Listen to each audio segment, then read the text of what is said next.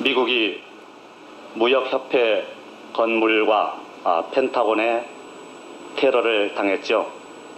미국은 오사마 빈 라덴을 용의자로 확신을 하고 있습니다. 그래서 그가 은신하고 있는 아프가니스탄을 침공하고자 카운트다운만을 기다리고 있습니다. 아프가니스탄의 탈레반 정권의 집권자 오마르는 결사항전의 의지를 불태우고 있습니다. 이 탈레반이 사람 이름인가 했더니 사람 이름이 아니더라고요. 탈레반이 뭔가 했더니 학생 데모 운동을 하던 사람들이 정권을 잡았어요. 우리나라로 말하면 무슨 옛날에 전대협이라든지 한총련이라든지 이런 사람들이 정권을 잡아 학생 운동단체에서 정권을 잡아가지고 자기들 뜻대로 지금 정권을 운영을 하고 있는 것입니다. 테러를 일삼고 그런 집단이죠. 그런데 뛰는 놈 위에 나는 놈이 있다고 이 오사마 빈 라덴은 테러를 전문적으로 하는 수십 곳의 세계 기지를 가지고 훈련소를 가지고 있는 그런 사람이죠. 근데 이 아프가니스탄은 과거 10년 동안 소련과의 전쟁에서 승리를 한 경험이 있어요. 그 나라는 전쟁이 생활화되어 있어요. 그래서 그런지 그 나라의 사람들의 평균 수명은 몇 살이나 될 것 같습니까? 45세래요. 45살의 평균 수명이래요. 이 아프간 침공을 앞두고 그리고 이 테러를 겪고 나서 노스트라담스 예언이 뭐 적중을 했다 그런 말이 있죠. 이 전쟁이 나면은 미국이 패하고 부끄러움을 당할 것이다 그런 예언을 했다 그래요. 이것을 믿을 바는 아니지만은 하여간 신앙을 가진 우리로서는 염려하는 것이 있습니다. 걸프전을 봐도 그렇고 전쟁이 나면은 언제나 집권자는 전쟁이 끝날 때까지 건재합니다. 사담 후세인 아직도 건재하지 않아요? 반면에 무고한 백성들만 많이 죽더라는 것입니다. 죄 없는 민초들의 무고한 생명이 먼저 고려되는 그런 세상은 과연 안 오고 말 것일까요? 오늘 제목이 아브라함을 왜 믿음의 조상이라고 하는가 이런 제목인데요. 상당히 어렵습니다. 그렇지만 이것을 이해하게 되면 아주 유익한 내용입니다. 사실은 오늘은 이 교육 설교이기 때문에 이 밑에서 해야 될 것이지만은 내용이 아주 중요하기 때문에 올라왔어요. 여러분에게 나눠드린 지도가 있습니다. 이것을 보시면서 아브라함의 행로를 한번 따라가 보십시다. 우리는 아담을 인류의 조상으로 기억을 하고 있습니다. 그러나 노아 시대에 와서 죄악이 세상에 반영함으로 홍수로 모두 다 하나님이 멸망을 시키셨어요.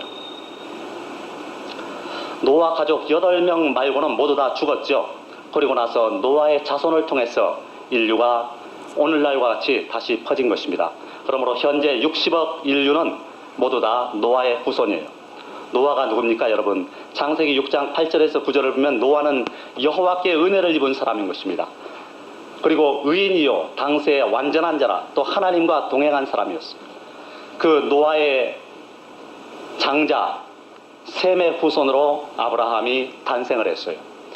아브라함의 아버지는 데라죠. 그런데 이 아브라함을 왜 믿음의 조상이라고 하느냐? 사실 성경에 믿음의 조상이라는 5글자로 된 단어는 없어요. 아브라함이 믿음의 조상이다 라고 직설적으로 기록한 부분도 없습니다. 그러나 아브라함은 분명히 믿음의 조상인 것입니다. 첫 번째 우리가 알아야 될 것은 아브라함은 육적 및 영적 선민의 조상이라는 것을 알아야만 되는 것입니다. 구약 성경은 율법을 강조하고 있습니다. 반면에 신약 성경은 믿음을 강조하고 있어요. 그러나 구약이나 신약이나 하나님의 아들을 믿는 것은 동일한 것입니다. 구약 성도들은 누구를 믿었습니까? 오실 메시아를 믿었습니다. 신약 성도들은 누구를 믿습니까? 오신 그리스도를 믿습니다. 그런데 로마서 4장 16절을 보면 이는 그 약속을 그 모든 후손에게 붙게 하려 하심이라 율법에 속한 자에게뿐 아니라 아브라함은 믿음에 속한 자에게도니 아브라함은 하나님 앞에서 우리 모든 사람의 조상이라 그랬어요. 아브라함은 율법에 속한 자뿐 아니라 믿음에 속한 자의 조상이라는 것입니다. 다르게 말하면 아브라함은 구약 성도들의 조상이기도 하지만은 신약 성도들의 조상이기도 하다는 것입니다. 구약 성도들은 오실 하나님의 아들을 믿었죠. 신약 성도들은 이미 오신 하나님의 아들을 믿었습니다. 다시 말하면 구약 성도들도 신약 성도들도 믿음의 사람들이라는 것입니다. 그러므로 아브라함은 믿음의 조상이죠. 그러면 아브라함이 어떻게 육적 선민의 조상이 되느냐? 하나님에게는 두 종류의 선민이 있습니다. 육적 선민과 영적 선민이죠. 육적 선민이 누굽니까? 구약시대의 선민, 이스라엘 민족이 하나님의 육적 선민인 것입니다. 아브라함은 이스라엘 민족의 조상이지 않습니까? 아브라함이 이삭을 낳고, 이삭이 누구를 낳죠? 야곱을 낳고, 야곱이 12아들을 낳고 그 12아들이 12지파를 형성하게 됩니다. 그리고 이것은 예수 그리스도까지 이어집니다. 이것이 이스라엘이자 믿음의 계보입니다. 그런데 이스라엘 12지파가 어떻게 생겨났어요? 야곱의 아들들을 통해서 생겨난 것입니다. 야곱의 아들들이 이름이 곧 이스라엘 12지파의 이름이잖아요. 그런데 야곱의 이름이 별칭이 있어요. 하나님이 이름을 하나 주셨죠. 뭡니까? 이스라엘. 야곱이 이스라엘. 그리고 야곱의 12아들들을 통해서 만들어진 12지파를 이스라엘이라고 말합니다. 아브라함은 하나님이 이스라엘이라고 이름을 바꿔주신 야곱의 할아버지요, 12지파의 조상이요, 예수 그리스도의 조상인 것입니다. 육적 선민 이스라엘은 현재 이스라엘 본토에 있는 인구가 600만 명쯤 된다고 합니다. 이 이스라엘은 하나님이 선택한 믿음의 사람들이요, 믿음의 조상 아브라함의 허리에서 나온 사람들입니다. 그러므로 아브라함은 믿음의 조상이라고 하는 것입니다. 그 다음 아브라함이 어떻게 영적 선민의 조상이 되느냐? 영적 선민이 누굽니까? 신약시대의 선민, 우리 성도들을 말하는 것입니다. 그런데 아브라함이 우리 성도들의 조상이다. 이해가 갑니까? 이것은 하나님이 성경에 기록한 사항이에요. 갈라디아서 3장 7절에 보면 그런즉 믿음으로 말미암은 자들은 아브라함의 아들인 줄 알지어다. 믿음으로 말미암아 구원 얻은 자들은 아브라함의 아들이라는 것입니다. 그러므로 아브라함은 믿음의 조상이죠. 창세기 12장 2절을 보면 내가 너로 큰 민족을 이루고 내게 복을 주어 내 이름을 창대케 하리니 너는 복의 근원이 될지라. 또 창세기 16장 10절을 보면 하나님이 아브라함에게 말씀하기를 내가 내 자손으로 크게 번성하여 그 수가 많아 셀 수 없게 하리라 그랬습니다. 그리고 창세기 13장 16절을 보면 내가 내 자손으로 땅에 티끌 같게 하리니 사람이 땅에 티끌을 능히 셀 수 있을진데 내 자손도 세리라 그랬습니다. 여기 큰 민족을 이루겠다는 것은 육적 선민 이스라엘뿐 아니라 영적 선민 성도들을 의미하는 것입니다. 내 자손으로 땅에 티끌 같게 하여 크게 번성케 하고 큰 민족을 이루게 하시겠다는 것입니다. 이스라엘이라는 육의 후손뿐 아니라 하늘의 뭇별과 같고 또 땅의 티끌과 같지만은 영적 후손들을 허락해 주시겠다는 것입니다. 오늘날 종교별 세계 인구를 보면은 60억 인구 중에 기독교인이 20억을 좀 넘는다 그래요. 퍼센테이지로 따지면은 약 32%.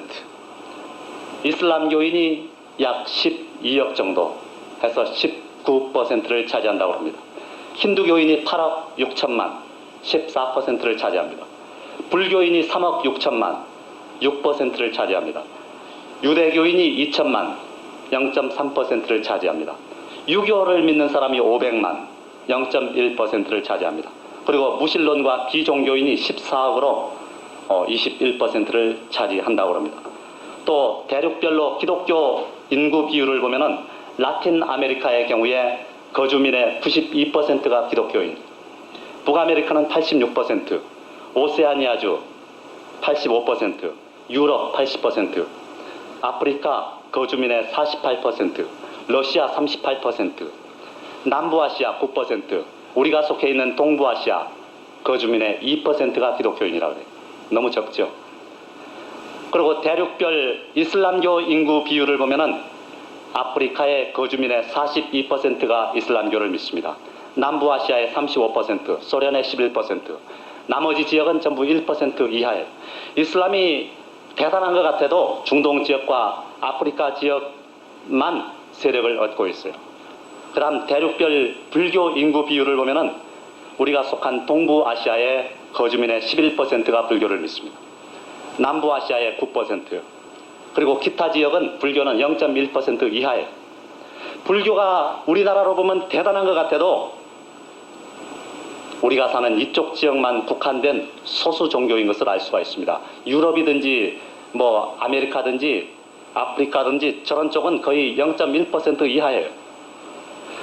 물론 아프리카나 유럽의 경우는 기독교인도 고백 기독교인이 있고 비고백 기독교인으로 나눠진다 그래요.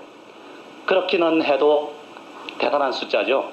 이들이 모두 다 아브라함의 영적 후손인 것입니다. 그러므로 아브라함은 믿음의 조상이죠. 게다가 아브라함의 후손으로 예수 그리스도께서 오셨어요. 예수님이야말로 우리 믿음의 근원 아닙니까? 그런 예수님의 조상이 된 아브라함이야말로 믿음의 조상인 것입니다. 이제 그럼 오늘 본문을 중심으로 한번 살펴보십시다. 내용은 참 어렵고 졸리는 내용이지만은 꾹 참고 들으신다면은 신앙생활에 새로운 뭔가를 발견할 수가 있을 것입니다. 이 본문을 통해서 알아보고 싶은 것은 아브라함이 어디서 태어나서 어디로 이사를 다녔으며 마지막으로 어디에 정착했는지를 추적해 봄으로써 아브라함이 왜 믿음의 조상인지를 밝히는 것입니다. 말하자면 성서 지리를 통해서 그 지역의 특성과 상징하는 바를 탐구함으로써 그것을 밝히자는 것입니다. 여러분, 세계 4대 문명 발상지가 있습니다. 어디죠? 여러 번 얘기했었죠. 먼저 중국의 황하유역, 여기서는 유교가 일어났습니다. 그 다음 인도의 인더스 겐지스강 유역, 여기서 두 개의 종교가 일어났으니 불교와 힌두교. 그리고 이집트의 나일강 유역, 여기는 태양신을 섬겼죠. 그리고 이집트의 왕 파라오, 성경으로 말하면 바로는 태양신의 아들이라고 하잖아요. 그리고 마지막으로 메소포타미아의 티그리스 유프라테스강 유역. 그런데 아브라함이 태어나서 자란 곳이 어디냐?